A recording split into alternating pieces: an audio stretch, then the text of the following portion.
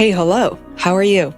This is a show for everyone else. Instead of going after top 1% of the world, we dedicate this podcast to celebrate the lives of the unsung heroes and self-made artists.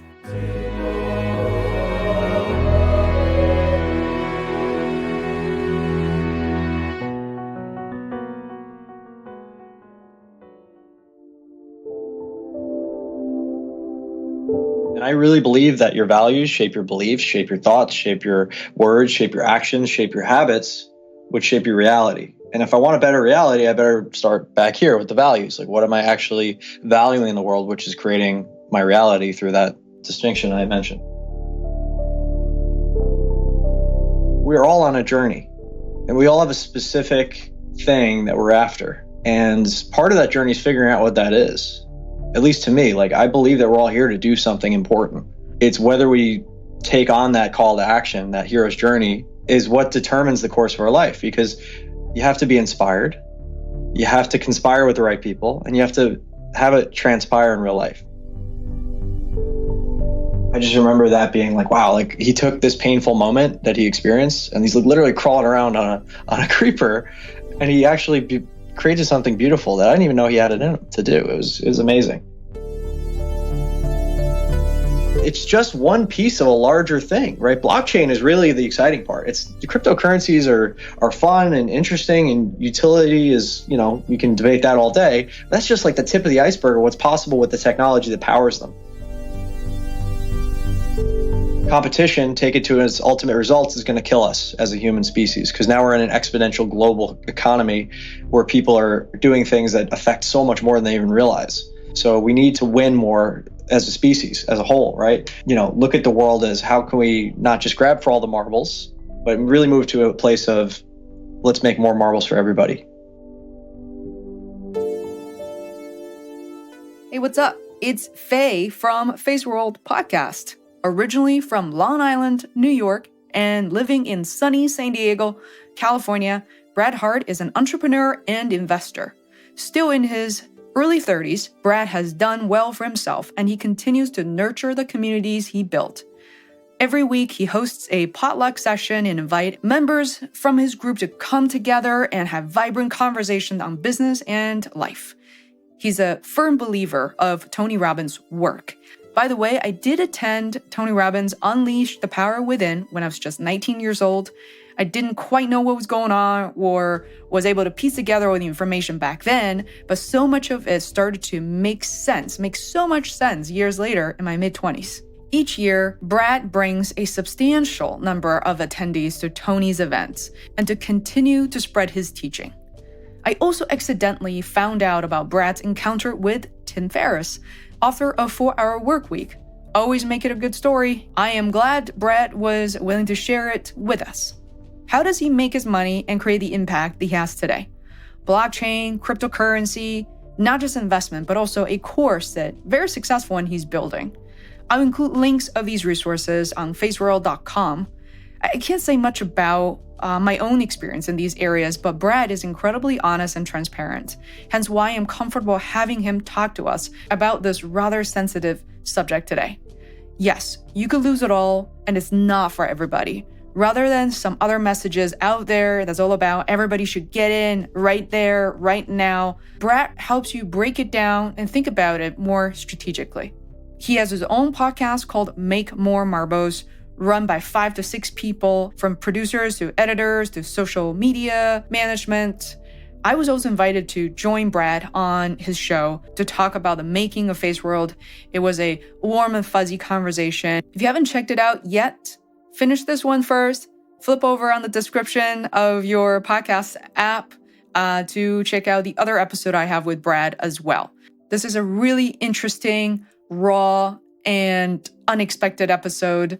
I think one of my personal favorites of this conversation is when Brad opened up and unveiled his upbringing, which was very, very difficult on him, and how he really turned that around with so little external help and resources.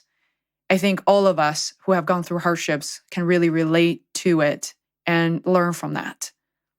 Without further ado, please welcome Brad Hart to the Feisworld podcast.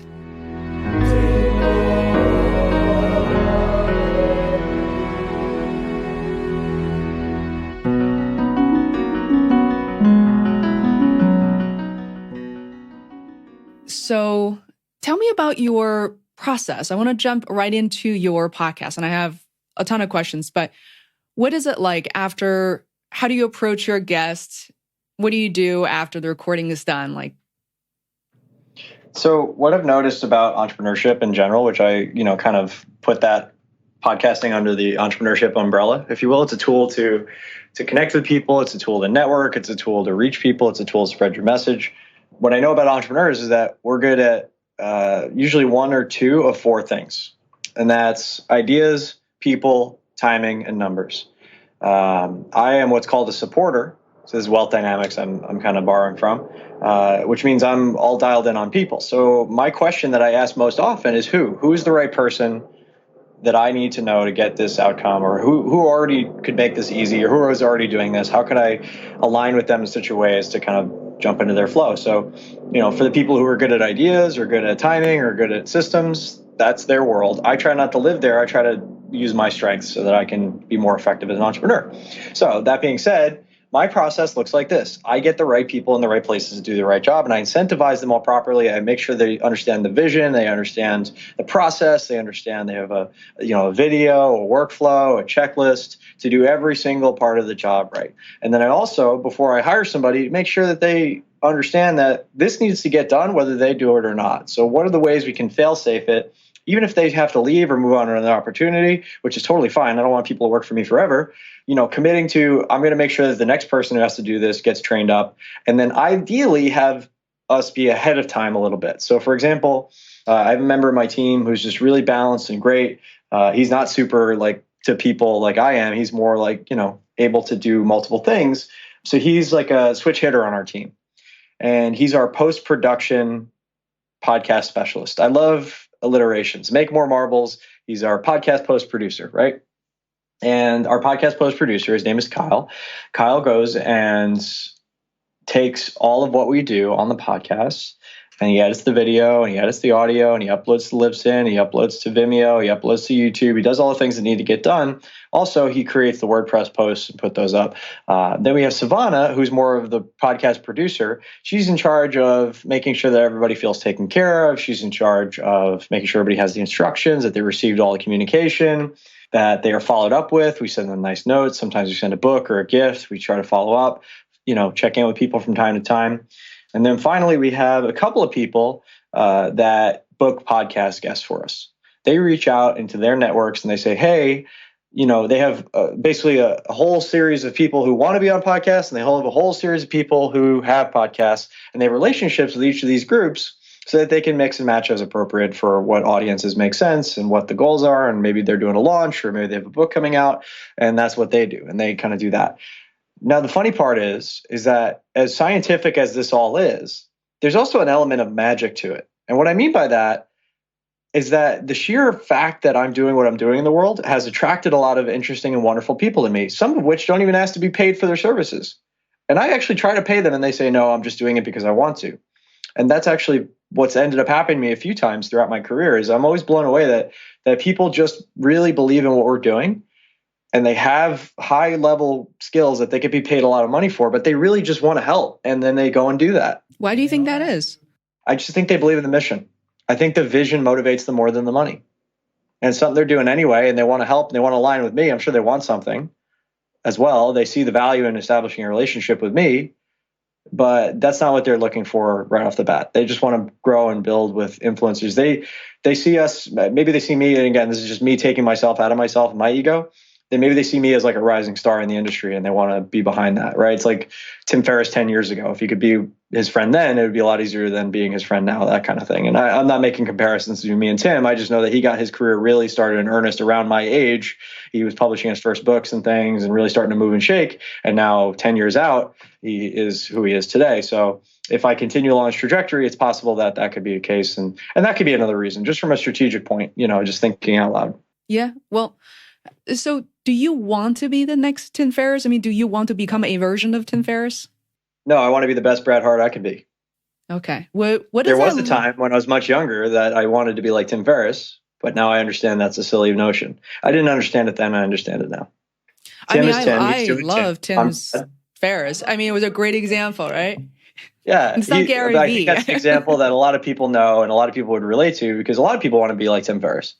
I did, graduated past that. I've spent time with the man. I love him to death, but he's doing him and I'm doing me. That's just that's all I have to say about that. Did you say that you know him personally or? We spent time together. Yeah, I met him in 2009 at a gym, a random happenstance. And then we went to Africa together. Yeah, we went to Africa together in 2011 for 10 days to Kenya. And we kind of got over the border to Tanzania. We spent a few days there too. Just kind of like crossed over and came back. Yeah, it was a great trip, and I got malaria on that trip, and almost got trampled by donkeys, and I was pretty beat up by the end of that trip, but it was fun, and I got to meet my hero and spend time with him, and yeah, it was cool. How did you meet him other than the gym? I mean, that was even before then.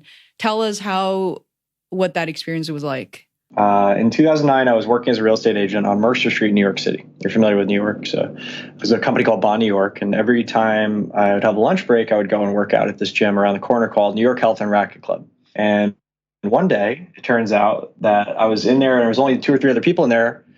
And I walked past this guy and I kind of did a double take. I'm like, hey, you're Tim Ferris. He's like, I am.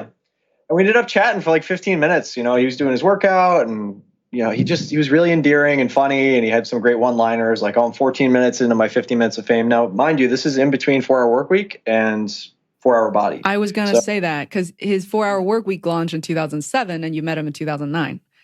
Right. So it was already like kind of a known entity. It was a known quantity at that time, but he wasn't like the 800-pound gorilla he is today, certainly. So he even didn't really buy his own hype. And I just thought he was really fun and differential. And we were both from Long Island, so we talked about that for a bit. And I was just a fanboy. I was just super excited to meet him. And that was kind of it. And at the end, he came up to me before he left the gym after he finished his workout. And he's like, hey, man, it was really great to meet you. I hope I could see you again. I thought that was just really classy and awesome. So I was like, great. So a couple of years go by. He launches the 4 Hour Body. And if you'll remember, he did a huge promotion for that. Like he called it the land giveaway or the landslide or something like that, where he was giving away tons and tons of books. Tons and tons of experiences and trips and prizes for buying certain numbers of books. So I reached out about one of the trips, and Charlie Hone, who's a dear friend of mine to this day, reaches out and says, I remember I was in Boston at the time. He says, hey, we're not really crazy about spending 10 days with people who are applying to do that and want to buy the books and spend time with Tim. But Tim already met you. He had a good conversation with you. He feels like you're not a weirdo. Would you want to do one of these trips with us? Name which trip and we'll do it. I think the options were like India, Argentina, or Africa. And I'm like, well, I don't know any other time I'm going to get to go to Africa. So that sounds really cool. I'm going to go do that. So I bought the 1,000 books. And I donated 900 of them to charity. I gave away 100 to stocking stuffers for Christmas that year, and off we went. So then fast forward to July. That was around December I did that. Was that a requirement, buying 2,000 books and give half of them away? No, it wasn't. It didn't. The donation part, I just didn't want to take physical delivery. You know how thick that book was, right? It was like that. I took physical delivery of 100 of them, and it was like the UPS guy was cursing my name because there was boxes and boxes and boxes of book that were like stacked up in front of the garage. So the 900 went to a charity called Books for America, I believe. Books for America. I think that was the name of it. Then took the write-off, bought my ticket to Africa, and there we were. So that was in July, and we went for 10 days. And we saw the Serengeti, and we saw Lila Jinnah is the founder of Samasource, and she just wrote a book called Give Work, which I really recommend. It's an awesome book. Google backed. She's been doing it for a long time. They pulled 45,000 people out of poverty by literally giving them jobs as opposed to just giving them handouts in Africa and many other countries around the world. So we traveled with Lila and her team around Africa, and we had a super fun time. We got to see all the sights and go to the giraffe park and go on the Serengeti and see the lions and everything. It was incredible. It was like, I noticed, like you said, there's one thing to interview people, hang out with people at the gym. It's another thing to get to a different level of a friendship with your hero. And I've noticed that so much so in the past 3.5 years, and I love it. So what was your expectation of that, expectation of Tim Ferris? And was that the same or different during and after that trip?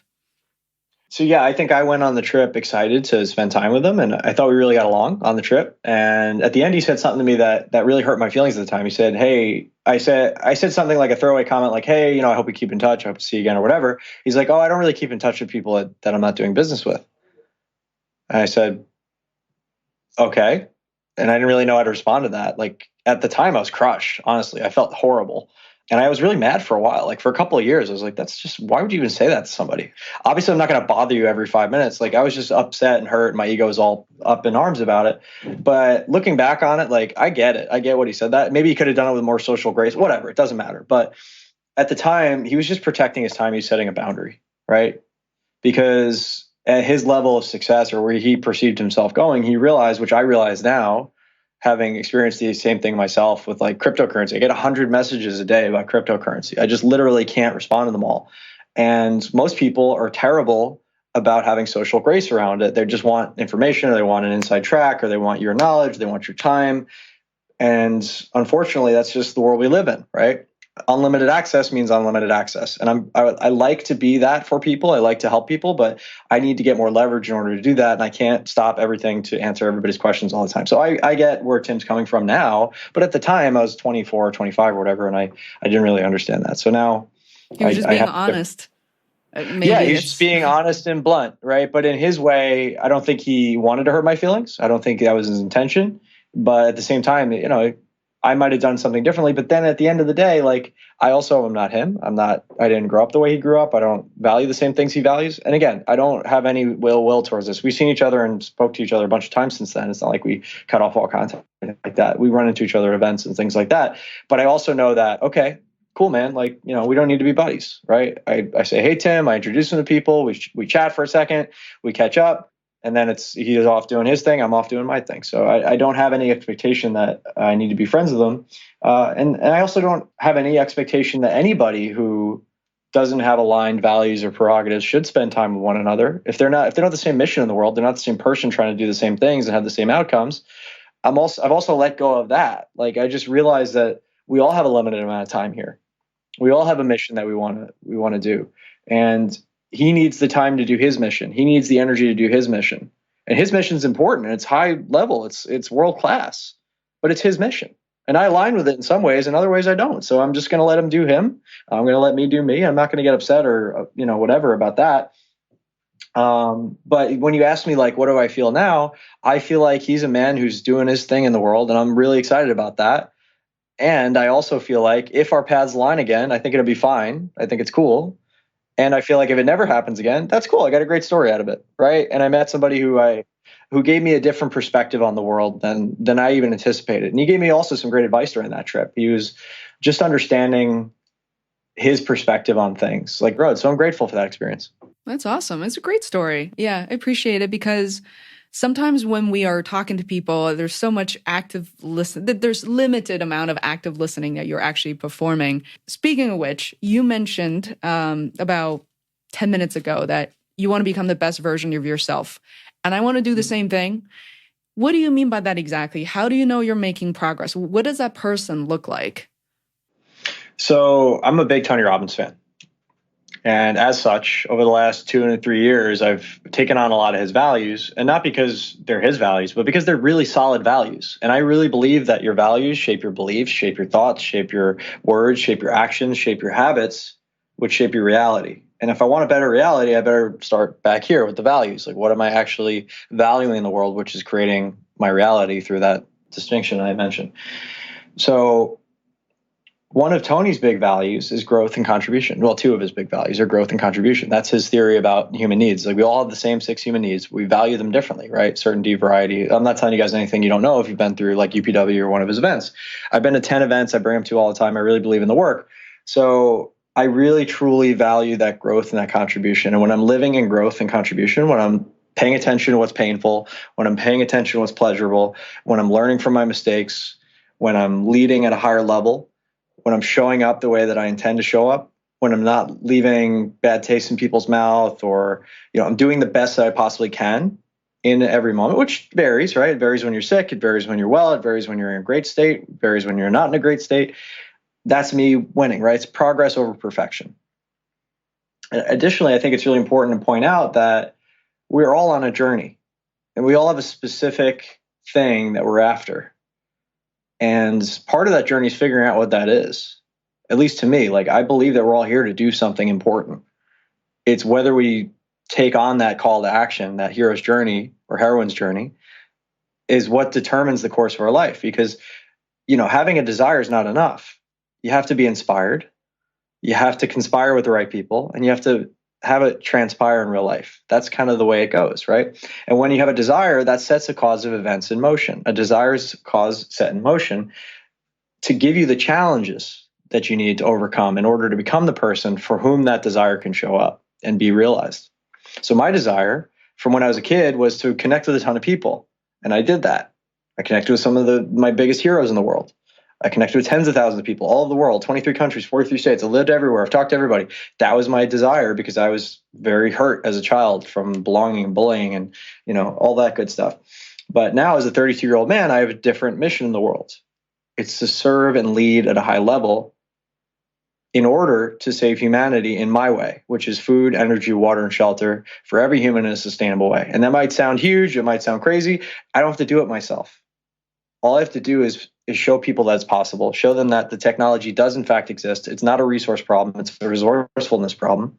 And then have the right conversations with the right people to be a part of the solution. I don't need the credit. I just need to be a catalyst for it to happen.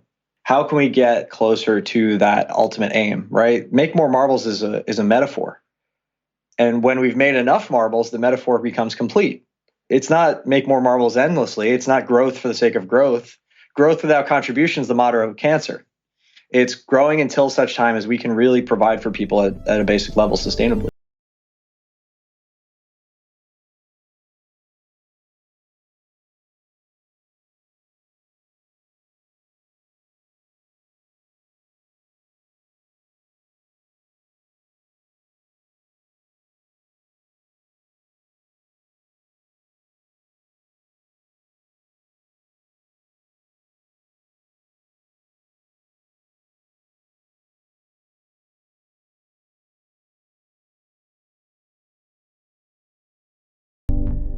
What is your morning routine like by yourself? What do you do when you wake up?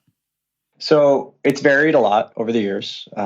Currently, what it's looked like, because I'm in a launch right now, we're doing a cryptocurrency course. It's been a lot of work and a lot of people working behind the scenes and multiple teams and partners. So it's been a lot of just kind of fielding incoming about that and reaching out to people and talking about relationships and things that I've been working many, many years to establish.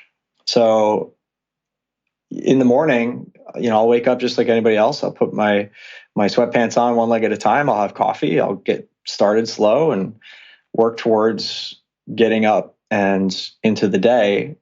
I do have a morning ritual. Sorry, what time how long do you need to sleep? I wonder too. Like what time? You could be going to bed at 3 in the morning too. I don't go to bed at 3 in the morning. If I get my 8 hours, I'm pretty happy. I can survive on 6. If I get any less than 6, I'm in deep shit. Yeah. So you said you have some routines, you have some rituals that you do follow in the morning? Yeah, I'm a runner. I love to run. I go to the gym. I'm a big fan of Tony. So getting into a peak emotional state is really important to me. And staying there as much as I possibly can. I just understand that when you're in a peak emotional state or an empowered emotional state, you can make better decisions. You don't get hung up on distractions. Your focus is more clear. When you're eating well, same thing. I try to really, fast every day. I have a certain meal that I always have in midday that is very specific and probably would gross most people out, but it's heavy on like probiotics. It's heavy on good fats. It's heavy on that kind of thing. So tell me about what you're like when you're hanging out with friends. What is the unwind, super relaxed, chill Buddha version of Brett? What does it look like? What are you doing? What do you enjoy doing? What do you talk about? I surf, I swim, I go out. I love to read. I'm pretty mellow. I mean, as far as when I'm by myself, but when I'm with people, I have a lot of different types of relationships. I think that's important to understand too, is like, I have friends I've had for years that I'm a certain way around, for 10 plus years that maybe I used to bartend with in New York City that I speak to pretty often. I have my family. My community here is really great. It's actually really awesome influencers and people just up to amazing, crazy things in the world. People that have done a lot of personal development, people that are very spiritual. And by the community, I mean like Cardiff, Encinitas, the North County area of San Diego. So there's always an event going on. There's always, something happening, somebody doing something. Some of these events, most of them are community events, sharing food, hanging out, going to, watch somebody play music, or we do potluck dinners. I host a mastermind at my house every week on Wednesday nights and, stuff like that. I just try to stay social as much as I can for two reasons, because I want to know what people are up to in the community. I want to understand how I can help them. And because it's a great way to just mix what I love with what I do. So I think before we talk about money, which I think a lot of people are wondering, that you're very young, that you're successful, but I've also failed way more than most people. I just want to get really clear on that really quick. Like I'm not, my hit rate for failure is so much higher than it is for success. Although the success, if you do it right, the successes can outweigh the losses by quite a bit. So let's talk about that, because I think your lifestyle as it stands today is very unusual. But, one thing that hit me last time when we spoke, and I do like that the very vulnerable, very authentic side of you, is the fact that you did not have very celebrated or very, necessarily nurturing upbringing, and you lived through a lot. And so tell me a bit about that. I know your mom is a lovely, lovely person. Tell us what your upbringing was like, and where you grew up and what that dynamic was like. Sure. Yeah, I grew up on Long Island. It's in New York. It's where most Leos, assholes, and selfish single children come from, which I proudly wear as a determinant of who I am. I don't know. I think I've delved deep enough into my own shit to understand who I really am and not take anything personally about it. It is what it is. But I'll just tell you the facts, Jack, as the way I know them and the way I've experienced them is I grew up in Long Island. When my dad was 2, he was driving a lumber truck to support us. He was coming down a hill one day and the load shifted in that lumber truck, came back through the back of the cab and pinned him to the steering wheel, rendering him unable to walk for about 6 months. He was crawling around on a mechanic's creeper. And he had one surgery so that he could walk again. Oh, by the way, when he was laid up, he actually did some beautiful art and things like that. There was this one that really just haunts me to this day. It's this beautiful peacock made from pins and twine and thread that's all different colors. I just remember that being like, wow, like he took this painful moment that he experienced and he's literally crawling around on a creeper and he actually created something beautiful that I didn't even know he had it in him to do. It was amazing. I just wish he kept that up. He was so brilliant in so many ways and just so troubled and deeply troubled in others. Anyway, so he got back to where he could walk again, but he was never not in pain again. So my mom eventually had to leave because he was abusive and he drank and it was a whole thing. And even later on in life, he told people, not my mom, not me, close to us, that he really regretted the way he behaved back then. And he felt like my mom was the best thing that ever happened to him and that he pushed her away because he was in so much pain, emotionally and otherwise.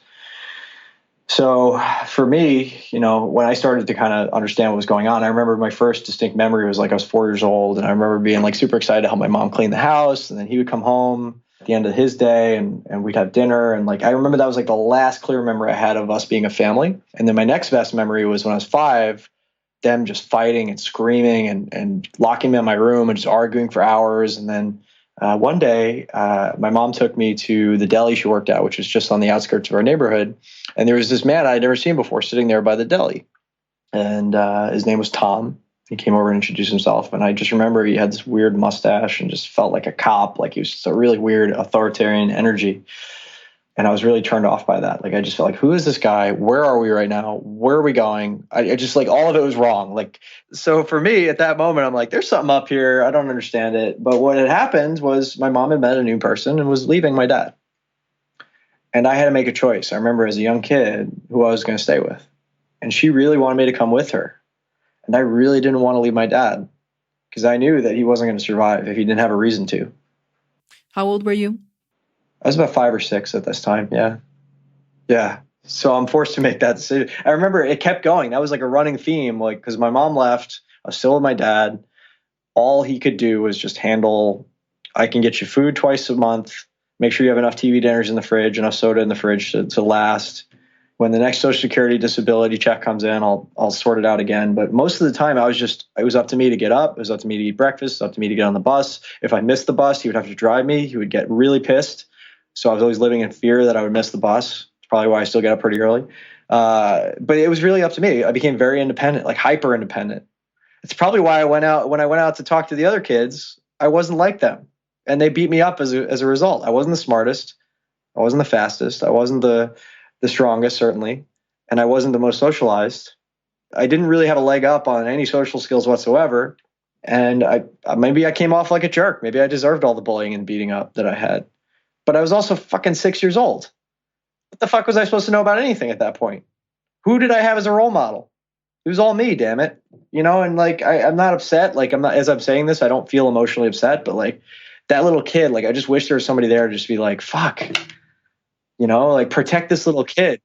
And maybe now that's why I care so much about what I'm doing, is because, God damn it, like I really had a rough deal when I was a kid.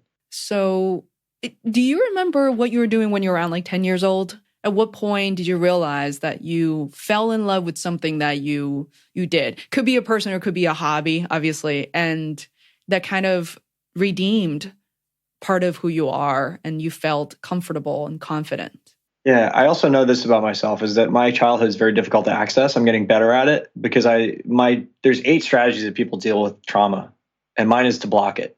So I block out a lot of traumatic memories, and stuff comes up from time to time, real or not. And I don't really have a lot of connection to the people from my past to really like put it together. So I'm doing the best I can through like a very muddy, cloudy experience. So I just want to clarify that. So around 10 years old, this actually came out. I was doing regressive hypnotherapy recently with a coach, really great lady, Jessica Geist, who helped me to access some of those older memories. And 2 of the ones I was aware of, and one of the ones I was not aware of, was that I was still angry at my mom from when I was 10 years old, because again, she came around to try to convince me to leave my dad. And I wasn't having that. It was like, I'd rather hold on to this pain body relationship out of what I thought was being noble, as noble as a 10-year-old could be, but I was still angry at my mom. Anytime she acts selfish, or anytime she, in my opinion, or my hallucination of her, was acting independently or doing what was right for her, anytime she would try to get me to do something, I would just get really mad at her. And I didn't lash out at her, but I would just get like, I would need to just spend time away from her. And she would want to connect with me more, and I would get more annoyed, and oil and water would happen. And this happened for years. I wasn't aware of it until like earlier this year. But I've been mad at my mom since I was a little kid because she wanted me to leave my dad, and she left, and all I felt was abandoned. How the hell do you sort that out as a kid? How do you even know that that's what you're feeling and why?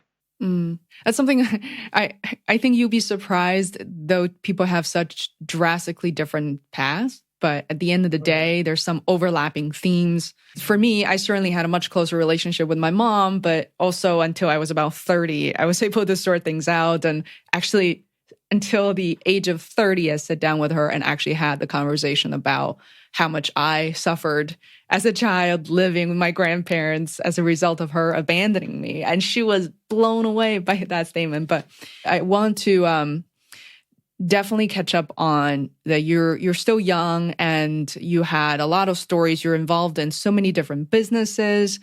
What is a quicker version of a biography or like your extended resume? Like, what are some of the touch points since you're maybe around the age of 20, 22? You traveled and what you did. No problem, Faye. Yeah, I'd love to just kind of give everybody a quick sense of it. It's so hard to capture a life in a few sentences. It just is. And anybody will tell you that. And anybody will understand that. That's lived any significant amount of time, is like, you've been so many different things. You've done so many different things. For me, it's been all over the map. Like from my first job, which was entrepreneurial when I was 12, which is like knocking on people's doors and saying, hey, can I mow your lawn, just to make enough money to first fix our mower and then to have extra cash around the house, because I described my situation. There wasn't a lot of extra money floating around.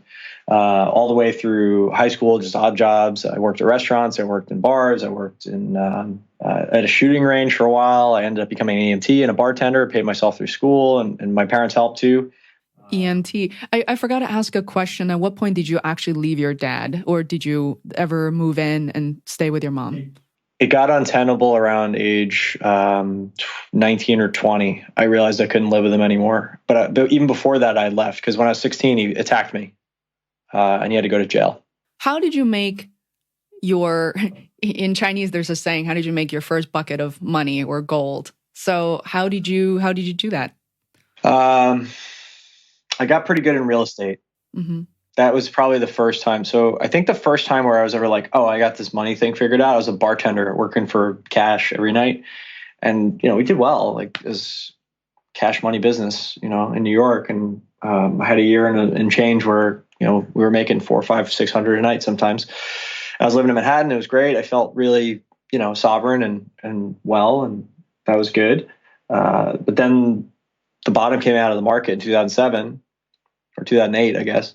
And that all kind of went away. And then I couldn't get another job bartending, which was the best thing that ever happened to me. I spent 2 weeks looking. I couldn't get one, but I ended up on Wall Street. And I literally cold called a Wall Street office. And I'm like, I heard somewhere that if everybody's running out, you should be running in. And the markets were crashing. So I was like, oh, that sounds good. So I went and I talked to the senior broker, and he hired me on the spot. He said, okay, I'm going to pay you $8 an hour to sit in this room and dial these numbers. It was 44 Wall Street on the 9th floor, E1 Asset Management. I'll never forget. I forget the name of the broker, but that's where I went every day. And I had to downsize. So I was living up in Harlem at the time, and I would get on the 2 train every day. I would go down to Wall Street, I'd get out 6 a.m. I'd be on the phones calling England. I remember I was the managing director there, getting hung up on a lot, and then take a half hour for lunch, go get a bagel, change my tie because they would sell ties for $3 and I always get coffee stains on them and stuff.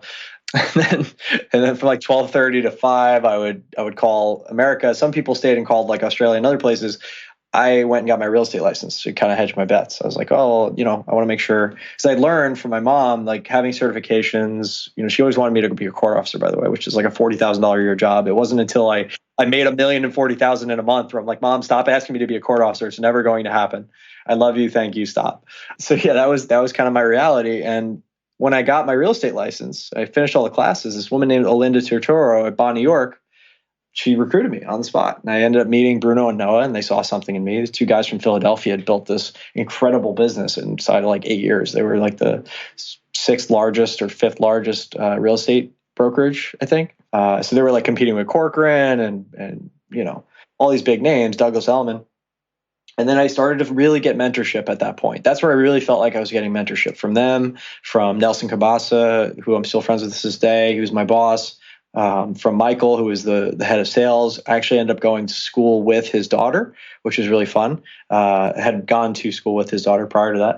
And they just kind of took me under their wing. And I got really good, really fast. Within 2 years, I had 6 people working under me. They gave me 5 promotions in 2 years. They loved me. I didn't even think I was doing that great a job. Honestly, at that time, I was like, oh man, but they're like, well, you got to understand, this is like the worst market we've ever seen. And you're just showing up every day and you're crushing it. And we love your energy. And every time I walk past your desk, you're just on fire. I didn't know any other way to be. I was just so grateful for an opportunity like that. For the first time. For when you were 23, 24? I was probably like 23, 24 at that time. Yeah. Mm-hmm. Give or take. And then I was 24, my dad died.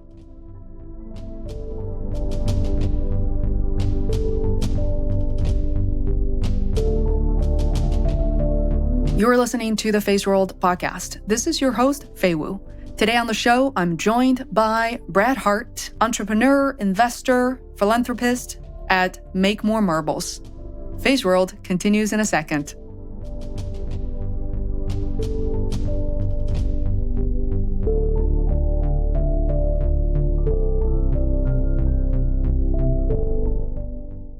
How are you making the time to do everything you do? So you have a podcast, you've written books, and then you send emails out every day. But how are you finding the time to do all these things in your life? And you do sleep 8 hours, which is quite a bit. And then you don't have children, so... Remember in the very beginning, I talked about the who? I'm always asking who is the right person to align with on this particular thing.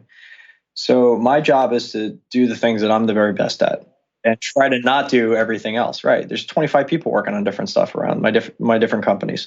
We got an Amazon business. We got a blockchain business. We do courses. We have multiple charitable projects going on through the Greatness Foundation and others. There's a lot happening, but it's not all me. I mean, that would be insane to think it's all me. That's like a very consistent theme I see, though, is like people love to talk about Steve Jobs or Elon Musk or Richard Branson as if they're one guy doing all this stuff. No, they got great teams of people working with them. World class. So tell me, You threw it out there. You said you made over $1 million a month. How did you do that? In 1 month, in 2013, in May, between the two funds that I was a part of, we did $1,040,000 profit. How did I do that? Was leverage, having money to manage, several $1,000,000 between the two funds again, and great partners, a great team. I kind of stumbled into it, honestly. Yes, I had to do a lot of things to work to make those things align. But really, my only thing that I'm good at is having the right people on the right project at the right time, understanding what the opportunities are, and making sure we have the right people, the right information, the right technology to capitalize on it. Yeah, I'm pretty smart about certain things, but I'm also smart enough to know when I suck at certain things and what I'm not supposed to be doing, and that there's somebody better to be doing that. And then just really my only gift is to be able to align all these people in the same direction so that we win together, managing the risk and helping people with the upside. Dory, as you know, Dory recently published a book, and then I asked her this one question about her eight revenue streams. What are your revenue streams right now? And I guess I would probably, if you could start with a main one, that would be give a sense of percentage or rough cut. Yeah. The biggest ones right now are courses. We're anticipating about $1 million launch this month. It could be as big as 5 to 10 million. But we think we're going to clear $1 million pretty handily based on the support that we've garnered so far and the team that's involved and all that. So is this that's a great. Cryptocurrency one? That's right. Yeah. Mm-hmm. So that's, to be determined. We're going to find out. But we're working really hard to make that a reality. We already did the beta. People are getting great value out of it. We're getting awesome testimonials. And this isn't the first course I've done. And it's not the first rodeo, as they say. So we feel good about the team and everything that we're doing. So that's probably the largest thing I have on the horizon. Historically, most of my income has come through either investments, trading. I've run masterminds, like I mentioned, a lot of different paid masterminds, and other programs. Really, just helping people, mentoring people, coaching people. I don't really like the term coach or life coach. People say, "Oh, you're a life coach." They want to just put you in a little box. I don't really think life coaches. There are great ones out there, but I think any idiot can wake up one day and say, "Hey, I'm a life coach." I'm a mentor to entrepreneurs, investors, and philanthropists. That's what I do. I want to make the pie bigger for everybody. I want to make more marbles. That's what I want to do. So I kind of take offense to people who want to box you in little boxes. Mm-hmm. I mean, you mentioned course as a main revenue driver, and I think it may surprise some people, might not, some of the listeners, because it has certainly become a very popular revenue stream among entrepreneurs in general. I made way more money in cryptocurrency last year as an investor than I did in all my businesses. Like orders of magnitude. I was just in early and made a killing on that. Like I was in Bitcoin at under $100. Mm-hmm. I was looking at it when it was 5 cents. That's when I started looking at it. If I had invested then with the amount of money I put into a Bitcoin trading app that went nowhere, I'd be a billionaire twice over. But again, coulda, woulda, shoulda. Ethereum, I was in at like $8 to $11. It's now $1,400 yesterday. Crazy. Litecoin, I was like a 30 bagger on that, 10 here, 20 there, all these little like tiny coins, they're all going up like crazy right now. I mean, there's different ways to make money in the world. I've just had the opportunity to learn a lot of different styles and what works for me and what doesn't. And then again, surrounding myself with really smart people who also know what's going on and being able to add value to those people and develop relationships with those people over a long period of time and then playing the long game is the way I make money and also the way I serve the world. Let's talk about your course. How is your cryptocurrency, your course is different. What is your strategy and sort of the goals and the takeaways for people who do participate? Yeah, that's a great question. It's a collaboration between Make More Marbles and our team, Elevation Group and their team. They've had 50,000 students in the financial industry. Brian and Jake are clients, friends, fellow Mavericks. We're in Yannick's group together. Just wonderful people. Our copy team is world-class. They just did a great launch last month, over $1 million in the cryptocurrency space. So I feel really good about the team. That's first and foremost. Additionally, I have my whole network of people I've been pulling in, people who mentored me on cryptocurrency. People that understand the technology from its base core level. We have a security expert on the team who all he does is find holes in things that he's checking all our work as we go along, right? Because I know what I don't know and he knows it. Additionally, we are beta testing it currently to make sure that it's the best possible course we can be. So we're taking everybody's feedback and making it better and better. We're giving great content. But we're coming into it with the understanding that, guys, this is a risky frickin' space. There's probably things that are better off for you. And we just want to help you make the best decision you possibly can for you without just getting sucked up into the noise and the hype and the hyperbole and the all these people out there that are just going to tell you, hey, go buy Bitcoins and all this stuff. It's like, if we can just stand in front of people and catch them and just say, hey, okay, cool, I get you're excited. We're excited too. We've done well. We want to continue doing well. I'm long on the space. Like I'm bullish on the space. I think it's going to change a lot of things, but I also know that it could fall apart for a lot of reasons, and very quickly. And some of those reasons are completely out of everybody's control.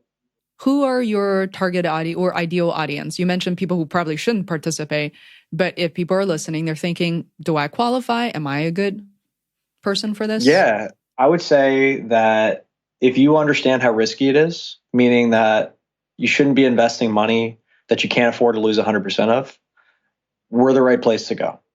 If you're trying to pulse a rabbit out of a hat and either fix past transgressions or just dabbling in the markets now, I'm of two minds about that, because I know I'll help you, but I also know that you may not have the muscle yet. You may not have the reps yet in life to really value what I'm going to teach. And that's not me being egotistical, I promise. That's just knowing how people are, having dealt with tens of thousands of people over the years, and where they get and what they think they know until they don't, right? Yeah.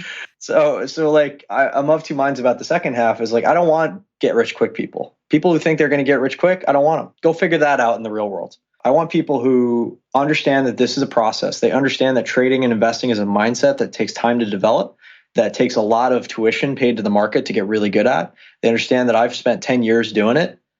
They understand that I have a track record, 3D printing stocks, Forbes, hedge fund, double up. We've quadrupled the S&P that year, getting in super early on crypto, being able to spot trends. Like, that's what I'm really good at. And I also have the wherewithal to know that what the risks I'm doing are, like how to actually quantify those risks and mitigate those risks so that we can participate more in the upside. And that's what I care about most, is not getting hurt first. And it's going to happen regardless. You can't plan for everything, but knowing that that's the game we're playing, that it's not just all gravy and upside and everybody's a genius and we're all making all this money. And also that it's just one piece of a larger thing, right? Blockchain is really the exciting part. It's the cryptocurrencies are fun and interesting, and utility is, you can debate that all day. But that's just like the tip of the iceberg of what's possible with the technology that powers them. This is going to change a lot of industries if it keeps going. It really just is, like real estate, insurance, fraud, security. There's so many pieces to blockchain that are way more exciting than cryptocurrency. And we're going to talk about those as well. So that's, the people that are interested in long on the space, that believe in the technology, that want to support it, they want to educate themselves, and they believe that mastery is a thing that's worth doing. Mm-hmm. Thank you so much for sharing. I mean, so how could people learn more about this particular course and just about you in general? How do they go about that?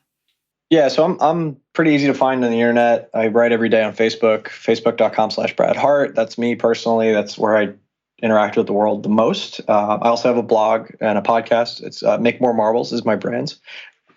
The idea behind Make More Marbles is I believe we can win more through collaborating than we ever could through competing with one another. And that, in fact, competition, take it to its ultimate results, is going to kill us as a human species, because now we're in an exponential global economy where people are doing things that affect so much more than they even realize. So we need to change over to collaborate, to win more as a species, as a whole, right? So we need to kind of look at the world as, how can we not just grab for all the marbles, like the hungry hippos, I got to get mine, but really move to a place of, let's make more marbles for everybody, with the ultimate end goal being food, energy, water, and shelter for every human on this planet in a sustainable fashion. I don't mean frickin' private jets and mansions for everybody. I mean the basics, which we already have the capacity to create. We already produce enough food in this country to feed the world for a week every day. It's mostly wasted, and there's perverse incentives that keep it from getting to the people who need it. We already have clean water. We already have energy and solar and batteries that Tesla's developing that can solve the energy crisis. And we already can produce enough shelter for everybody on this planet. We choose not to, or we're incentivized not to, by the current paradigm that exists. And I'm not beating up on capitalism. I'm a capitalist.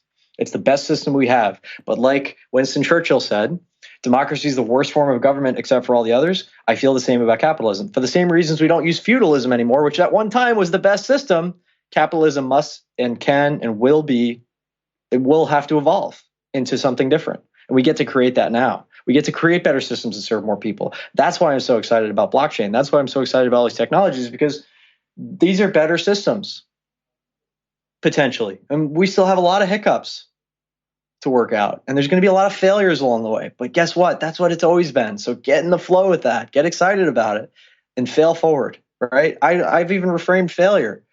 Most people relate to the word failure, so I can use it. But I really look at it as like we're either winning or we're learning. And how fast can we learn so that we can win ultimately together?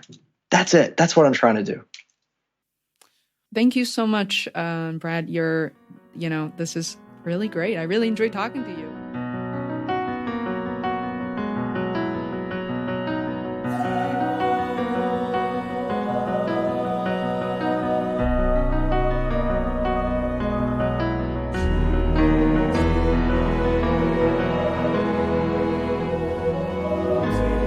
Hi there, it's me again. I want to thank you very much for listening to this episode, and I hope you were able to learn a few things. If you enjoyed what you heard, it would be hugely helpful if you could subscribe to the Feisworld podcast. It literally takes seconds. If you're on your mobile phone, just search for Feisworld podcast in the podcast app on iPhone or an Android app such as Podcast Addict and click subscribe. All new episodes will be delivered to you automatically. Thanks so much for your support.